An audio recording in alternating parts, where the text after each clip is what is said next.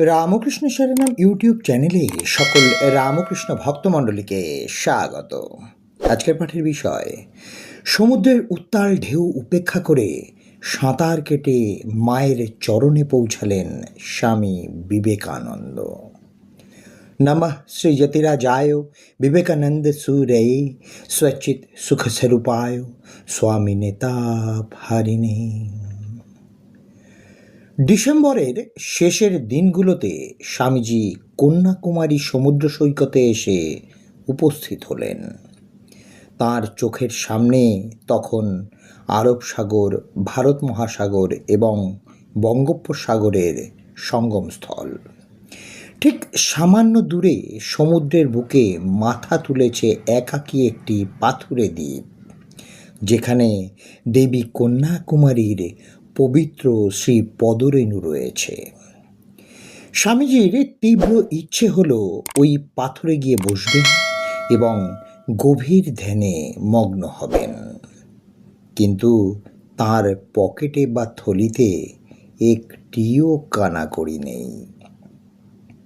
তিনি ঘাটে গিয়ে স্থানীয় এক মাঝিকে অনুরোধ করলেন তাঁকে ওই পাথরে পৌঁছে দিতে, কিন্তু গরিব মাঝি স্বামীজির গেরুয়া বসন আর জীর্ণ দশা দেখে সাফ জানিয়ে দিলেন, ফ্রিতে কাউকে নিয়ে যাওয়া আমার পক্ষে সম্ভব নয়, নৌকার ভাড়া লাগবে। স্বামীজি পকেট হাতড়ে দেখলেন তাঁর কাছে একটি পয়সাও নেই। তিনি মাঝিকে অত্যন্ত বিনীতভাবে বোঝানোর চেষ্টা করলেন যে তার কাছে কোনো টাকা নেই, কিন্তু তার মনের আকুতি কত গভীর। কিন্তু তা সত্ত্বেও মাঝি কিছুতেই রাজি হলো না। সে নিজের কাজে ব্যস্ত হয়ে পড়ল। স্বামীজি দেখলেন অপেক্ষা করে কোনো লাভ নেই। অন্তরের তীব্র টানে তিনি আর এক মুহূর্ত অপেক্ষা করতে পারলেন না। তিনি ভাবলেন, সন্ন্যাসীর আবার কিসের ভয়? তৎক্ষণাৎ তিনি নিজের গায়ের চাদরটা তীরে রেখে উত্তাল ও ভয়ঙ্কর হাঙর কুমিরের উপদ্রবপূর্ণ সমুদ্রের ঢেউয়ের মধ্যে এক লাফে নেমে পড়লেন। চারপাশের ঢেউগুলো তখন আছড়ে পড়ছে ফুঁসে ওঠা সমুদ্রের বুকে, কিন্তু স্বামীজির মনের জেদ আর দেশের প্রতি অদম্য ভালোবাসার কাছে সেই প্রকৃতির বাধা হার মেনে গেল। প্রায় 4-5 ফুট উঁচু ঢেউয়ের সঙ্গে লড়াই করতে করতে প্রবল স্রোতকে উপেক্ষা করে তিনি সাঁতরে ঠিক সেই পাথরের উপর গিয়ে উঠলেন।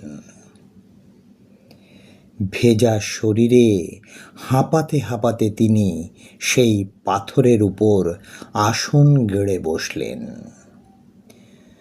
পরবর্তী টানা 3 দিন ও 3 রাত ডিসেম্বরের সেই উন্মুক্ত সমুদ্রের মাঝে কোনো খাবার বা জলের স্পর্শ ছাড়া সম্পূর্ণ একা সেই পাথরের উপর বসে তিনি এক টানা ধ্যান করেছিলেন।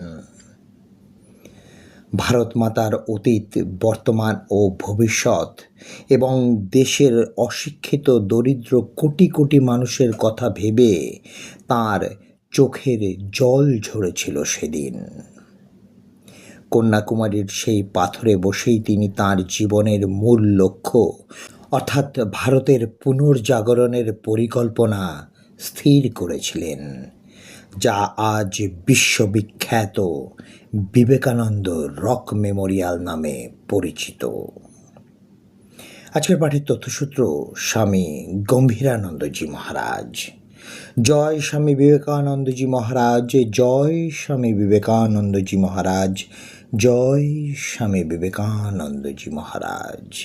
জয় ঠাকুর রামকৃষ্ণ পরমহংসদেব, জয় মা শারদা।